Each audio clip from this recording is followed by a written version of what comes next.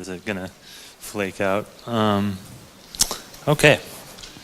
So I know it's been, I don't know, maybe a little bit of a long night.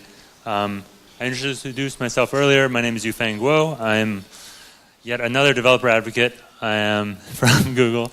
And so Kaz talked a lot about kind of machine learning use cases and some of the tools that are out there available today. I'm curious, by a show of hands, how many of you guys, raise your hands if you would consider yourselves that you do machine learning in some form at work, nights and weekends, you've played around with it to any extent. Great. And then how many folks have done something with TensorFlow? Okay, so everybody who didn't raise their hands, those are the people you can ask for help later if you have questions about TensorFlow. And so my talk is going to focus more on kind of running through a framework to think about how to approach a machine learning problem, how you can use this overarching idea to then inform especially some of the earlier steps to save you time and energy down the road. And what we'll do is we'll walk through the conceptual aspect of it relatively quickly, and then I want to get into a more concrete kind of discussion. We'll run through some TensorFlow code, and I'll show you guys some other tools that I use to achieve each of those 7 steps. So with that out of the way, let's get going. Oh, also, feel free to hit me up on Twitter if you have any questions, things like that, to follow up. And that'll be at the end of the deck too, I think. Okay. So we've talked about a lot about machine learning tonight already. My super short definition for machine learning is that it's just using many examples to answer questions. And you can split that up, of course, into these kind of 2 sides, right? Showing many examples and answering those questions. And broadly, those kind of split into training and prediction. And the reason I showed this slide is to emphasize the point that machine learning is useless if you drop either side. In the sense that the best model in the world, if you can't serve predictions to your users reliably, securely, and scalably, right, assuming that those are all important requirements to you, then that model isn't very useful. Conversely, if you have this really great scalable system and backend, but your model is really inaccurate because your training didn't work very well and it's not recognizing the data patterns, that's also not going to work. So machine learning is kind of extra challenging because of that. You have these 2 aspects that are kind of fundamentally different. Training requires a certain kind of mindset where you're thinking about the data, its structure, how you can get more information out of it. But when you start serving predictions, you have to switch to another mode in your head to think about how you can serve these predictions. And so we'll look at that and all the steps in between, right? I promised 7 steps. There's only 2 here, so don't worry, you'll get your money's worth. And let's see, I think there's one more here. Right. Sometimes we saw that with the machine learning APIs, for instance, on Google Cloud, that's just the prediction side. That's a situation where you're not providing your own training data, so you don't have to do the training, but you still get the benefits of having a kind of production-ready, production-scale prediction service. And I think the only other point I wanted to make with this slide was that you can do machine learning both in the cloud and locally, but kind of Kaz has already talked about that. So now we're going to do this really random thing where I switched to a different presentation because I didn't stitch these together because they're in different, they use different slide software, so that's good. All right, so to talk through our 7 steps, we'll use an analogy, we'll talk through a hypothetical problem, okay? Let's say for some reason your employer or a friend perhaps came to you and said, gosh, I want to build a system, just for fun maybe, to tell the difference between beer and wine, okay? And you might say, well, maybe, just have a sip and you'll know, right? You can just have a drink. But, play along. And if we think through this, how might we go about doing this? Right? We might say, well, we got to have a model, or we're going to make some kind of model, and we're going to either predict beer or wine. And to do this, you might say, well, some of the things that tell them apart, maybe color, right? Wine is red, beer tends to be yellowish. Of course, there's lots of exceptions to that. And alcohol percentage. So where can we go with that? Well, we'll run down to the store. We'll buy a whole bunch of beer and wine, and then we'll go to the electronics store that's attached to your local grocery store and grab a spectrometer to measure the color and a hydrometer to measure the alcohol content, right? So then we hit that first crucial step, gathering data. Before you can really do any sort of custom training, gathering data is paramount, and thinking about how you want to gather your data and what data you want to gather will make a large difference down the road in terms of your model quality, its accuracy, its longevity, etc. And thinking about whether you're going to want to update it too, right? If maybe you want to build a system where if a new type of beer gets invented, is that a thing that happens? I actually don't drink that much beer. If such a thing were to happen, would you be able to update your training data and update your model accordingly? And so maybe you make it this table, right? This is like the simplest case. Like I said, conceptual overview. You got your color, right, in wavelength, nanometers, alcohol as a percentage, and the answer, beer or wine. And so you have your data and a label. And that brings us kind of to our second step. Once you've collected this data, there's typically some extra work that you need to do. This being a PyData meetup, this is kind of a step that I feel like gets emphasized or discussed more often than in a lot of other audiences in terms of making sure your data is well shuffled, making sure that it's well distributed right across the two different categories. You don't want to have a lot of data points in one side than the other, and having balanced data sets and things like that. So normalizing your data, making sure it's shuffled and all that good stuff. And I think this is saying the same thing, right? So then, of course, you want to split that data. So this is also part of that data preparation step. Once you have this giant body of data, and you want to split it into the data you're going to use for training, and then a subset that you're going to use to evaluate your model, which you don't show it during training. Your test set or evaluation set or validation set, lots of words there. But making sure that you do that shuffling beforehand, for instance, especially with really large data sets, when you're talking tens or hundreds of terabytes, how do you get a good shuffle in so that you can have a representative sample in your evaluation set? And how big should that set be, right? If your data is only 1 gigabyte, maybe holding out like 20% is like a reasonable size. But if your data is just running on and on, terabytes and petabytes of data, your evaluation set may end up being a very small percentage and still be representative. But that all depends on your actual data structure, right? If the data tends to be very consistent over time, then you might not need so much repetitive data just to like test your set. So a lot of this is kind of a soft art rather than just a science. Is there a category for data arts? Like everyone calls it data science, but maybe we should have a data arts next to that as well. So that brings us to our third step, right? We gathered our data, we've prepared our data, and now we have to choose kind of what kind of model we want to run against it. And this is kind of a meta step in a way, because you end up playing around with what you use.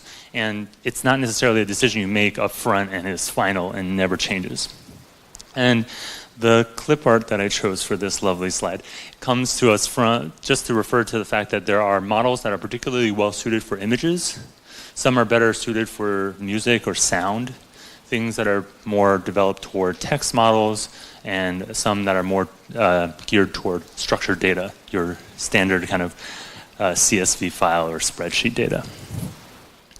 And so you take your model, you run it through, and you see how it does, right? And that brings us to our training step. So you do the training, and the training, I'll kind of go into the math a little bit here. Feel free to zone out if you know. This is the simplest version, right? For those who are not familiar with this is just for like a linear model. This is literally thinking back to middle school, like y equals mx plus b, like draw a line of best fit. And another way to think about training is that it's kind of like when you're first learning to drive.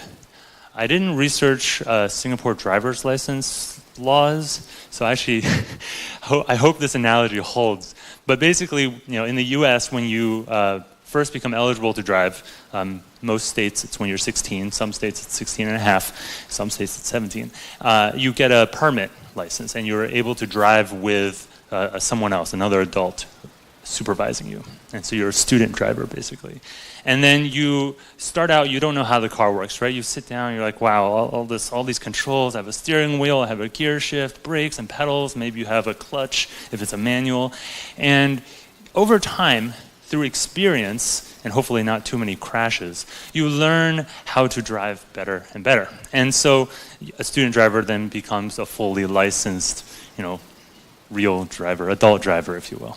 And in a similar way, training your model in machine learning is like that, right? We're showing the model lots of examples. We're practicing driving on the roads.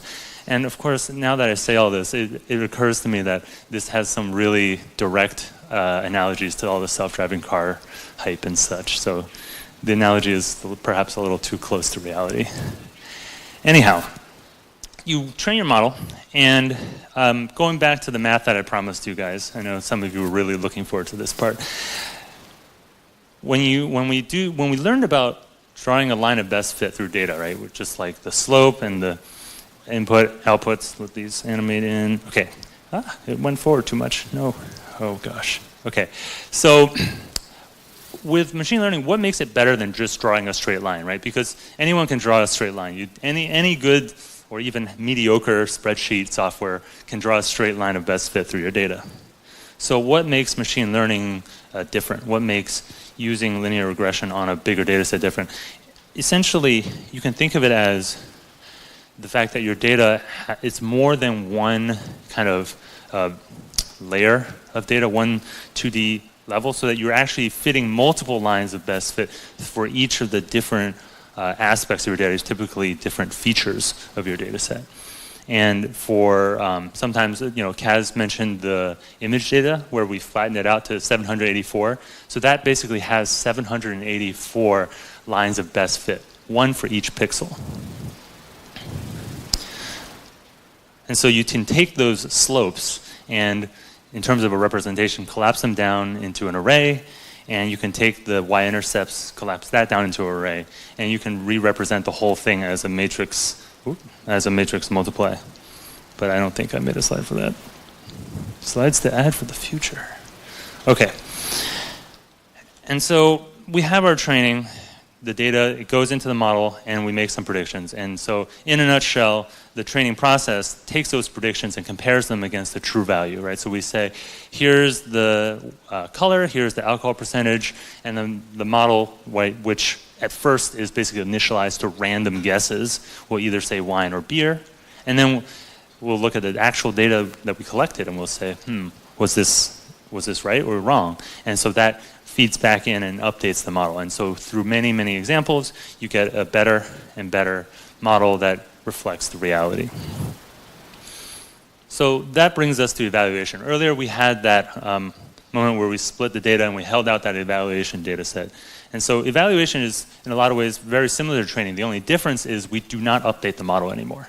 Literally the same, except we don't update the model. We just use this as an opportunity to test, to see how well the model is performing. And once we have, and then I left this tip in as an 80-20 split, but the caveat here being that it's really dependent on data size and the kind of quality of your data. And I don't mean that in terms of like high quality or low quality, but like what your data it feels like. Because some data sets you really need wide representation, and I mean I've seen evaluation data sets that are split 50-50, but others that might be split like 99-1, just because of the way the data is kind of aligned. And so that brings us to almost our final step. So we did our training, we did our evaluation, and now we want to go back and see what we can change. What other models are there, the various knobs and levers we can pull and turn on the model itself, and how we run our training. And so we can tune these quote-unquote hyperparameters because the model itself has parameters, right? And these are the parameters of the model, kind of meta. Maybe we should call them meta parameters. And so that set of like, why are these slides repeating themselves? Okay. So then the data will kind of, you run through the training oftentimes in parallel. You can kind of kick off a bunch of different jobs. And this is kind of where local running can kind of, you can get in trouble with that. Folks will like run out of space on their disk or run out of memory, things like that if you kick off multiple jobs and you have like large data sets or large models. And that's where cloud, et cetera, can help. But a lot of times I'll just do them one at a time and see kind of how it plays out. And so you run your parameter tuning and say you're happy, you found a good set of parameters, and so now we're ready to make our prediction, right? Finally, right? I said there's training and prediction, and eventually you get to prediction. So then we can predict on new data, like new data that's coming in. Maybe your friend comes to you, you're like, all right, let's test this new wine that just came out of Australia or something, and run that through your model, try to get a prediction, and hopefully it's, it is what it thinks it is. So that's kind of the conceptual overview. We have our 7 steps: gathering data, preparing it, choosing a model, training and evaluation. So used to saying training and prediction. And then we do our parameter tuning, and then finally we can do predictions, right? We make that scalable system, hopefully, that does our predictions. So that's just the conceptual overview. Let's get into kind of the meat of it a little bit more, of how each of those kind of steps looks. In particular, how it looks with TensorFlow. Kaz introduced TensorFlow for us earlier, so I'll be brief in this bit. The thing I'll add is that the name TensorFlow comes from the 2 words tensor and flow. Tensor just refers to a multidimensional array or a matrix. And the flow is referring to flowing through a computational graph. So this diagram is like a super simple version of a computational graph, right? The 2 and the 3 feed into an addition operation, and a 5 comes out the other end. The notable thing of this, like, it's very simple, right? This is a very simple example, obviously, but it shows this example that you construct the graph first, and then you can feed data through it. So this graph has 2 input nodes, an addition operation, and an output. It knows nothing about the input values that may or may not come later. And then the 2 and the 3 show up, and the 5 comes out the other end. And so another way to conceptualize it is that the outputs are pulled through the graph. They're pulled out by the desired output node. So that 5 is saying, I need everything related to, I need to calculate this 5 to be computed. And it's not shown here, but if there was like some other operation off to the side, like almost like a dangling node that wasn't instrumental in computing that output, it wouldn't get computed. And so sometimes with constructing computational graphs, you can run into trouble there where you have this thing off to the side that you want to run, but it won't run because your output doesn't need it, so they won't flow through there.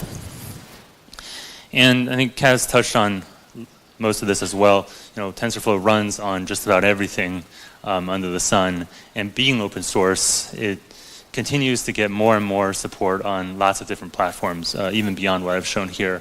There's like a bunch of further like embedded systems chips that are getting TensorFlow support or TensorFlow Lite support.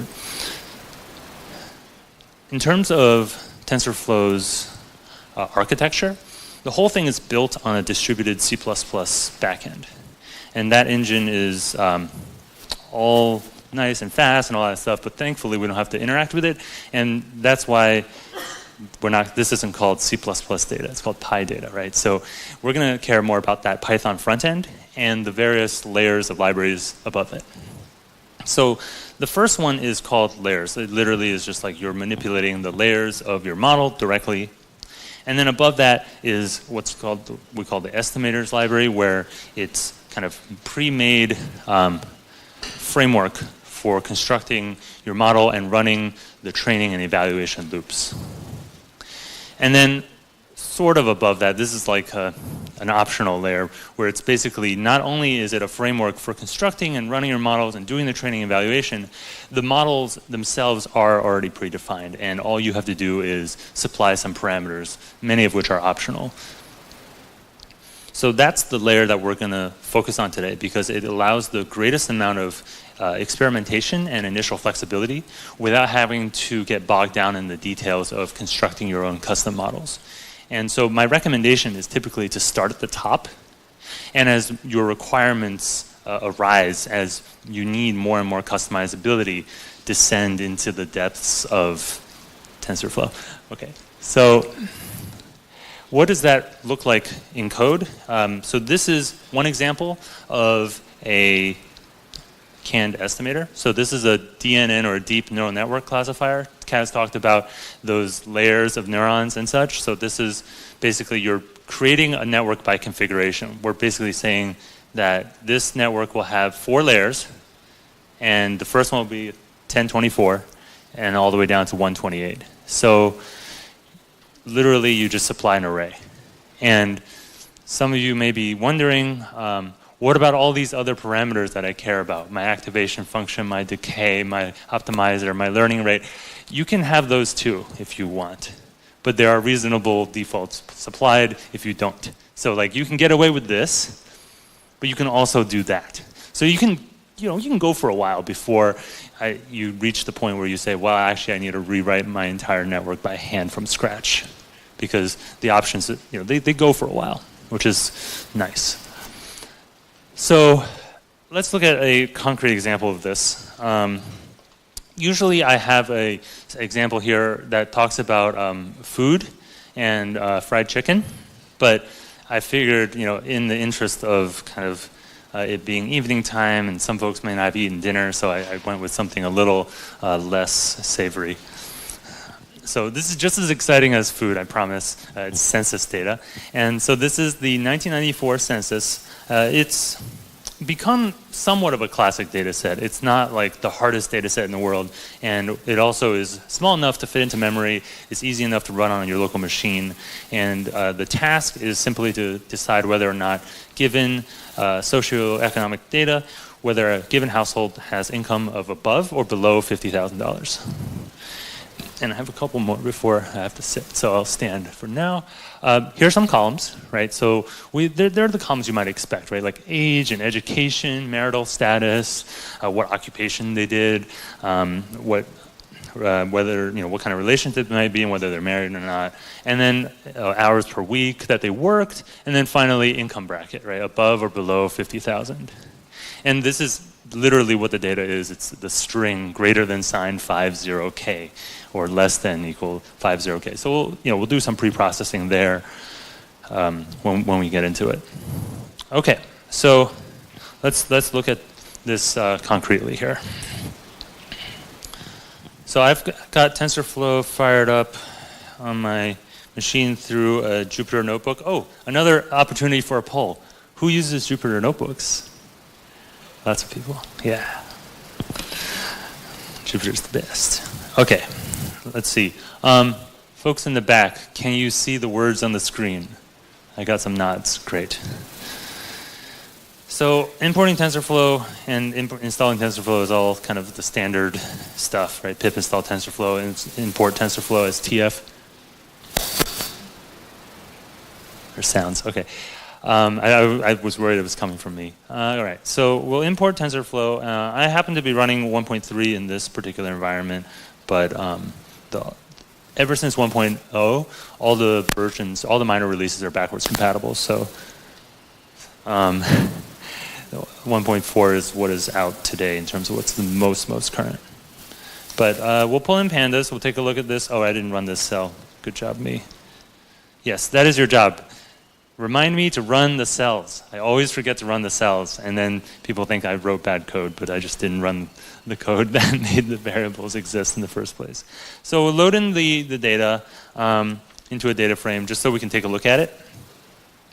And we have kind of those columns that I mentioned, lots and lots of columns, and that last column with the wacky kind of data representation. Rather than doing 0 and 1, they went with greater than or less than 50K. And one of the things I like to do is use the .describe from the pandas data frame to kind of show some stats about my data. And you can find out some interesting things about your data set through this. And it's stuff that you would probably be able to figure out eventually, but it's nice to just have a standardized, easy call to make.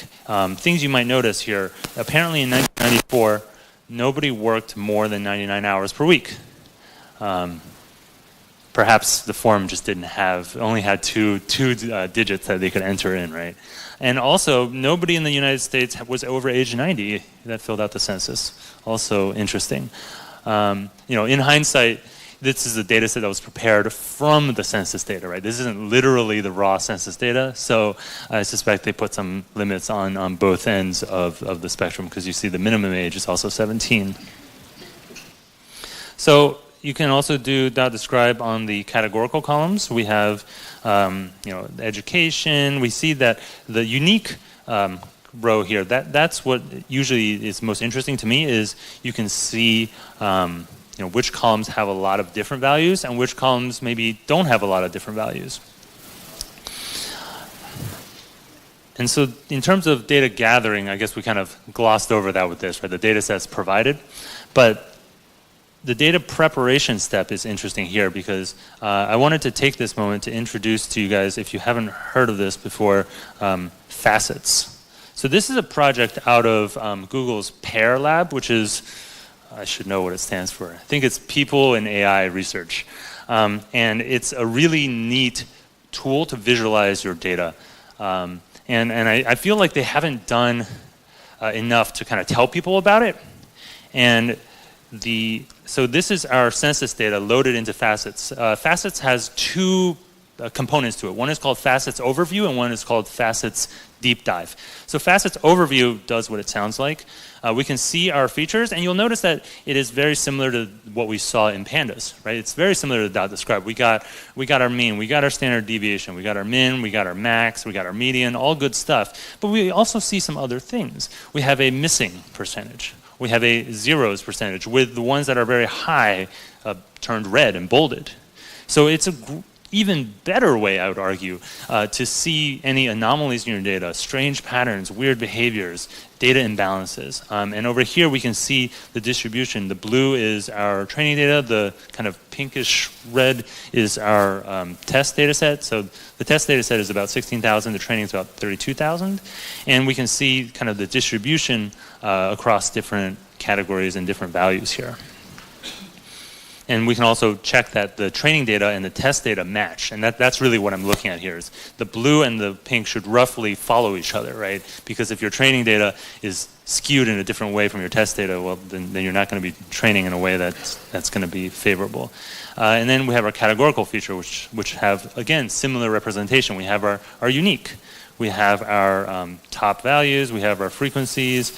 And we can flip between showing the raw data and showing a chart of the raw data. One interesting observation you might make here is that in our test data set for the country of origin, there are only 40 unique values, whereas in the training there were 41. So then, maybe this might prompt me to go digging into my data to figure out, like, why isn't one of my countries represented in my test data set? Perhaps it should be. Or perhaps there's only one example of that 41st country. Maybe I should throw that data set out as an outlier. And so it really brings some nice insights to your data, and just really helpful in that way. And then I promised there was a second thing, Facets Deep Dive. This is where it gets really fun. So faceting is kind of like when you're shopping online and you choose like which kind of maybe you're buying shoes, like shoe size, color, brand, type, and there's like these lists of different aspects, right? These different facets of the product. So here we can, I've already done a few things here. I'm splitting this by age and education, and we can see all the different groupings. And I can zoom in and out all the way to a raw data point. And I can click on that, and on the right-hand side, see the entire data, all the data for that one data point. And so maybe we say we want age-based faceting. Maybe what did I do? I'll turn this to age, turn this one off, And this is all written with like Polymer web code.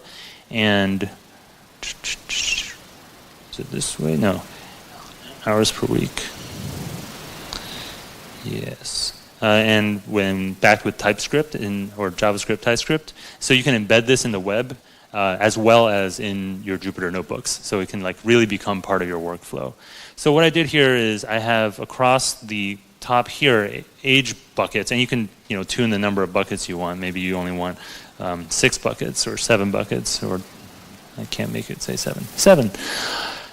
And maybe we want to see, do people work more hours per week across different ages, right? Your intuition might say, yeah, probably, but how does that affect whether their income is above or below 50K?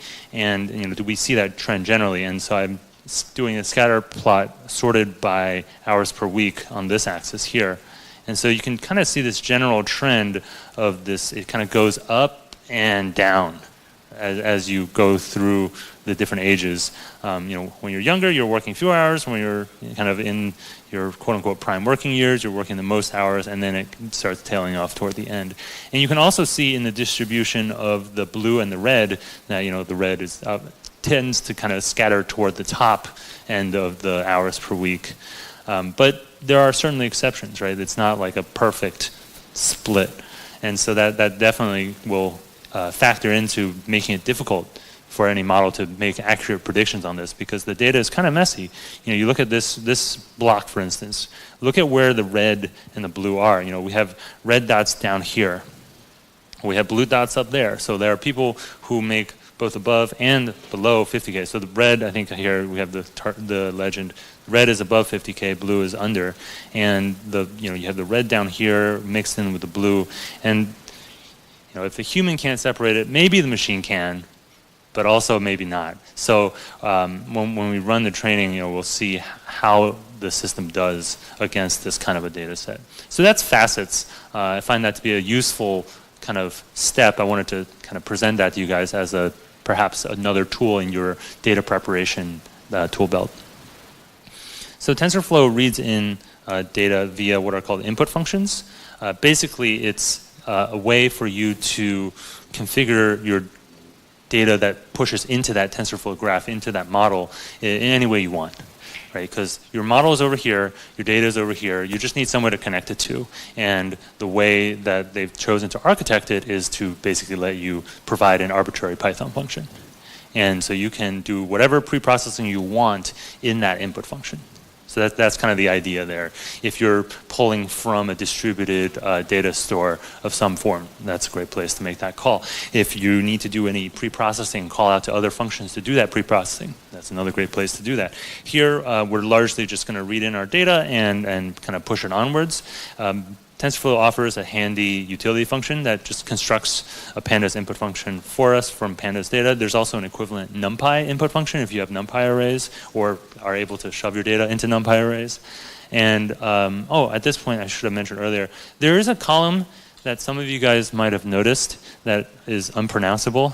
It was used by the statisticians who process the census data as a metric of how much the folks believed in the data, like the actual people filling out the census. So not terribly useful for predicting income, so we kind of throw that out of our analysis. So we make our input function, and this leads us to our next step of kind of creating our model.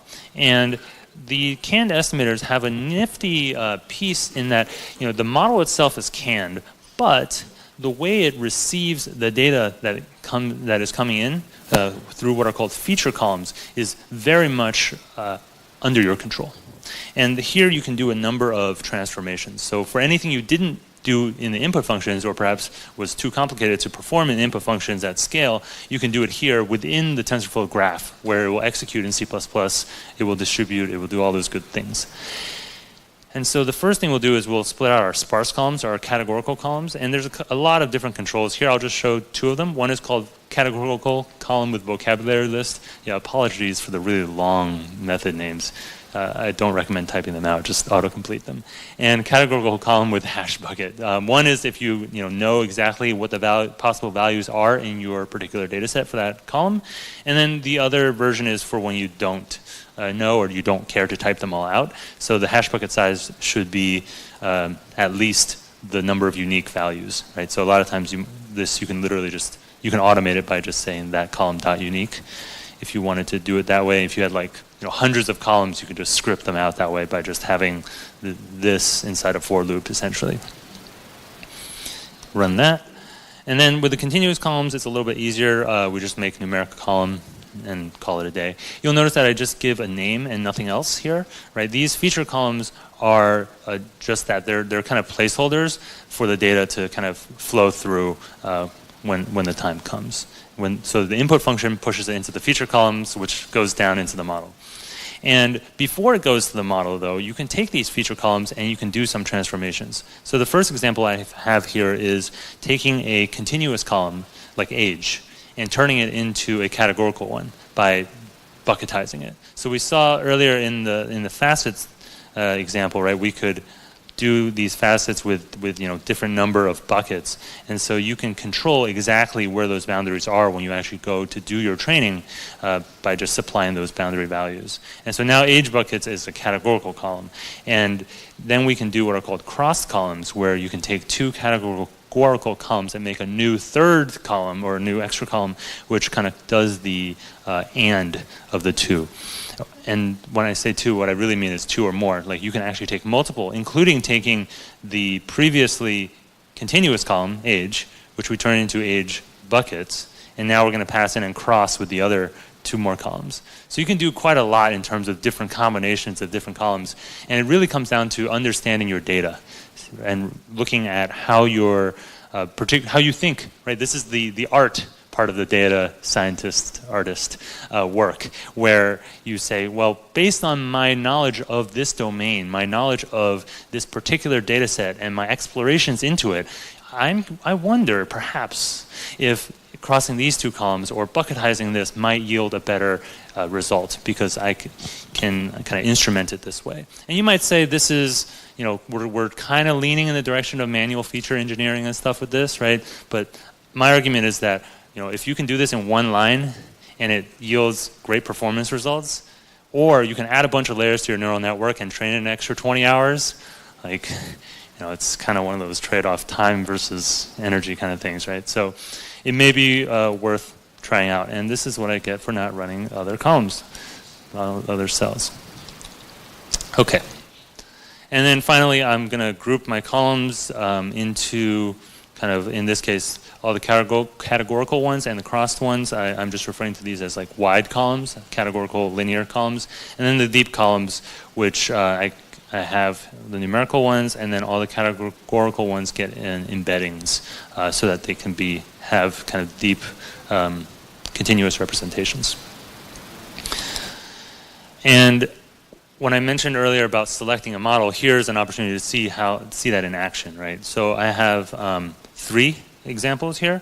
One is a linear classifier, so that's kind of what I showed earlier on the slides, your standard linear regression applied to a classifier, so we just pass in our wide columns. And then earlier we saw in the slides that DNN classifier, your deep neural network classifier, and we can supply how big we want it to be. In this case, I made a small one. It's just 100 and then 50, just 2 layers, and then those deep columns. And then there's actually a third option that's much longer, and again, don't type this out, but it's the DNN linear combined classifier. And there's regressor versions of all of these, where it combines the wide and deep columns to make kind of one supermodel. So you can put the wide columns and deep columns in, supply the hidden units again.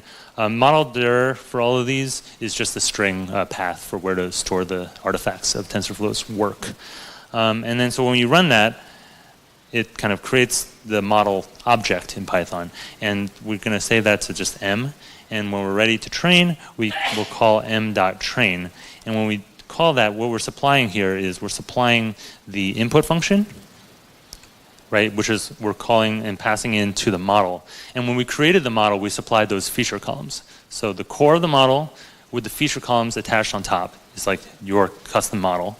And then the input function gets passed in at training time, which means that when we want to do evaluation, we can pass in the evaluation input function. So it can be different while still kind of having that same call structure. I'll show you guys a peek here. The evaluate is just m.evaluate. It's the exact same thing. So we'll do the training, and I'll let this run. And here, while this is running, I'll show you guys another tool. For those of you guys who use TensorFlow, how many of you guys use TensorBoard? Crickets. Wow, okay, so this is TensorBoard. TensorBoard is TensorFlow's built-in kind of visualizer, and you can visualize a lot of the stuff that's happening in your model. And if you're using these canned estimators, you get a lot of metrics for free, right? You didn't see anywhere in my code where I was instrumenting any of this, but you get it for free. And let me refresh this and see if we got our new ones coming in here. So I have some old ones here, and you can drag and select to zoom in. Let's see. There's a number of different things that are in here, but what I find really interesting is the graphs version here. Like we talked about how TensorFlow is a graph. I showed the 2 + 3 = 5. I said that was a really simple version, and for some reason, why are these not connected? That's really odd. Okay, so they're usually connected, but they keep updating this, so maybe this is just like the new look. Here's our linear model, and so this is kind of a visualization of what's going on under the hood. So I'm double clicking to expand here, and we can see here our columns that we used. We can see the ones that we created that were crossed. There's our age bucketized, and zooming out a ton here. Let me make this smaller. Over here, I think, no, where is the deep neural network? Did anyone see it? I lost my neural network. Okay, so over here was our deep neural network. We should see our couple of layers in there, as well as the input, which I am having trouble expanding. All right, so there's all the different columns. They decided to put the deep one really widely on the screen, unfortunately, but it's a little backwards. So there's all the different columns that we had for the deep one. You can also see a set of distributions about like how the weights are being distributed across the different in each layer, and you can kind of use that as a sanity check to see if there's any values that are like wacky, really big, really small. So here's the actual distribution of the linear one, for instance, and you can see that it's. Is this the most recent one? Like I built one at some point that was purposely like weird and messed up. Okay, so these are actually different models, but sometimes you'll see them like not change. It'll be really tight, or like it'll like all be going down or all be going up. So that's like ways to see that things might not be behaving properly or behaving well. Let me uncheck most of these just so we can see more. So if you hit the circle, it'll just select just that one, and then I'll just use the checkbox and get the both. And so you can see the linear activation here, as the training progressed. So just by way of explanation, this view is like, this first line is at the first training step, and then as it goes down is like, this is 400 training steps, 700 training steps in, and so on and so forth. So it starts out, it's a peaked, specific distribution that it initializes to, but then as the training happens, it gets distributed out. And so sometimes if your training is not progressing, for example, then you would see the tall peak just continue the whole way and not ever spread out. And that's like one indication of like, oh, something might not be working so great. So yeah, there's your linear one, and then the deep ones are harder to see just because the values are, like the peak value is so big, but if I make this bigger, you can kind of see there's a couple of them that pop up. Yeah. And then there's like a whole bunch of other values as well that we're not utilizing here, but like if you're doing audio processing or like images, you can display those as well here, and it'll show up. So that's TensorBoard, another kind of tool for your tool belt that'll help you with seeing how your model is performing. And speaking of how our model is performing, we got to 83%, which, for being a relatively straightforward data set, it seems like it's not that great of a result. Partly because, I just kind of pick some random parameters, I cross some random columns, and, I suspect and hope that you guys can do better than me, so I'll leave that as an exercise for the reader. And then in terms of making a prediction, it's going to start looking really familiar here. We're going to use that same M and call .predict. So here I'm just constructing a simple 5 rows of data for it to do a prediction on. I'm just pulling this out of the test data set. And this should be less than, and greater than, less than. So 0, 0, 1, 0, 0 is what we're hoping to see. And we'll make our prediction input function and call model.predict, passing in our prediction input function. So we had our data that we constructed, and so this is basically just a little mini function generator that supplies that in one shot. And then we have our predictions, which I'll run live, and with any luck, assuming I ran the cells before it, we'll get our 0, 0, 1, 0, 0. And you can see the probabilities coming back. And I formatted this output a little bit, but it does have a little more rich data than only these couple of points. So that's kind of the journey from where is it? Okay, yeah, from training from gathering data to preparing that data to training, evaluation, and finally prediction, right? So we saw a TensorBoard. That's how you would kick it off, by the way. And what it does is it spins up a local Python server, and then you go to localhost :6006, the port 6006. Does anyone want to venture a guess as to why the default port number is 6006? Anybody? Yes, yeah, it spells out Goog, exactly. I used to say it spells out Goog if you turn it upside down, but then someone pointed out that's like, well, it could be a capital G. And I was like, oh yeah, that's fair. And personal plug, I'm working on a set of videos called Cloud AI Adventures on the Google Cloud YouTube channel. What are we now, like 12-ish episodes in? And basically, I stepped through some of the concepts I talked about here, but like in more detail, and each episode kind of will talk about a specific piece, and we'll kind of play around with stuff. And recently, I've also been trying to get time with some of the folks, some of my teammates, some of the other folks, my colleagues in Google Brain and such, to sit down for interviews and such. So we did one on natural language generation. That was a lot of fun. And I won't tell you who I'm trying to get later. I'll tell you when it comes out.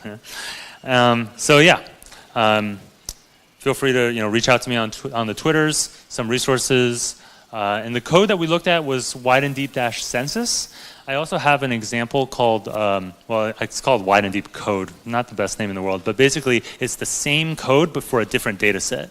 So it's largely unchanged at the core, but the input function is different, the data processing is different because that data set is 41 columns. It has 3 different sizes depending on how big you want to work on it. So I have a subsample that's small, and then the big version is up to a terabyte.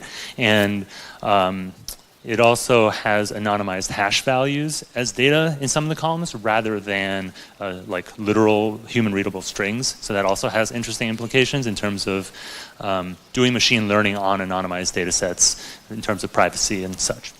So if you're interested, you can use that as a way to compare the two and say, well, now how do I apply my own data set, right? Let's see how, what changes I made to adapt the code to this other data set, and then you can kind of use that as guidance to apply it to your own data set. That's all I have. Thanks so much for sticking around. I know it's a late-ish evening. Hopefully Felipe's pizza ordering work that may have. The pizza is not available till 9. So they always ask me to have a quick 20 minutes. Yes, I was just going to say, so I'm going to have to tap dance up here for 20 minutes. Okay. Thank you, Yufeng.